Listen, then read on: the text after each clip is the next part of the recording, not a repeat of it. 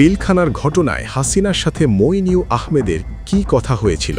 ১৫ বছর পর পিলখানার ঘটনায় মুখ খুলে তৎকালীন সেনাপ্রধান জেনারেল মইনিউ আহমেদ জানান, ঘটনার দিন দরবার হলে বিদ্রোহ ছিল পূর্ব পরিকল্পিত এবং ধাপে ধাপে বাস্তবায়িত হয়। তিনি বলেন, সেনাবাহিনীর পক্ষ থেকে তদন্তের উদ্যোগ নেওয়া হলেও তৎকালীন শেখ হাসিনা সরকারের কাছ থেকে প্রয়োজনীয় সহযোগিতা পাওয়া যায়নি।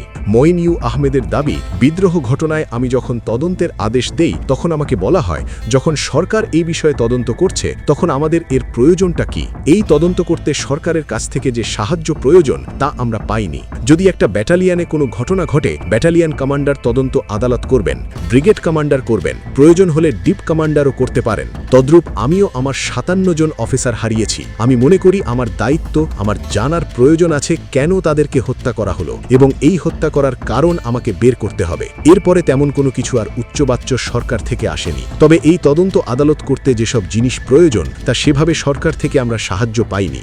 সরকার নিজে তদন্ত করছিল, এই অজুহাতে সেনাবাহিনীর তদন্ত কার্যক্রম বাধাগ্রস্ত হয়। তিনি আরও জানান, সেদিন র্যাবকে দিয়ে দ্রুত অভিযান চালানোর অনুমতি দেওয়া হলে এত বড় প্রাণহানি নাও ঘটতে পারত। পিলখানা হত্যাকাণ্ড নিয়ে শেখ হাসিনার সঙ্গে তার কথাবার্তায় কার্যকর সামরিক হস্তক্ষেপের অনুমতি না পাওয়ার বিষয়টি উঠে আসে বলে তিনি ইঙ্গিত দেন।